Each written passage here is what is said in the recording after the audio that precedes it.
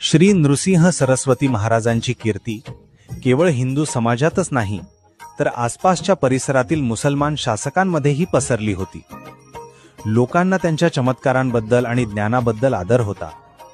त्यावेळी बिदर येथील एका मुसलमान राजाला दीर्घकाळ खूप त्रास देणारी एक असाध्य शारीरिक व्याधी झाली होती. अनेक हकीम आणि वैद्यांनी उपचार केले, पण काही उपयोग झाला नाही. एका हिंदू मंत्र्याने राजाला सांगितले की गाणगापूर येथे नृसिंह सरस्वती नावाचे एक सिद्ध पुरुष आहेत, जे सर्वज्ञ आहेत. त्यांच्या कृपेने तुमची व्याधी नक्कीच दूर होईल. आपला अहंकार बाजूला ठेवून राजाने महाराजांना भेटण्याचा निर्णय घेतला. तो आपला सेवक आणि काही सैनिक घेऊन गाणगापूर येथे महाराजांच्या आश्रमात आला. त्याने महाराजांना अत्यंत नम्रपणे नमस्कार केला आणि आपली व्याधी, आपले दुःख सांगितले.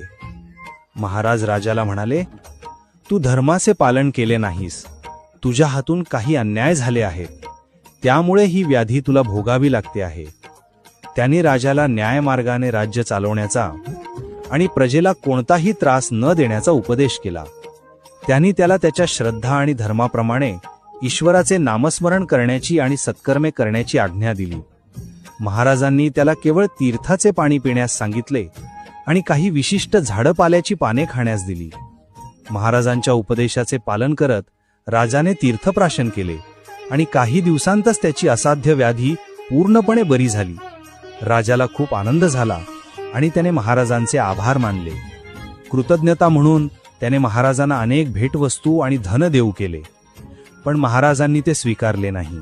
त्याने राजाला उपदेश केला, हे राजा, तू हे धन तुझ्या प्रजेच्या कल्याणासाठी वापर.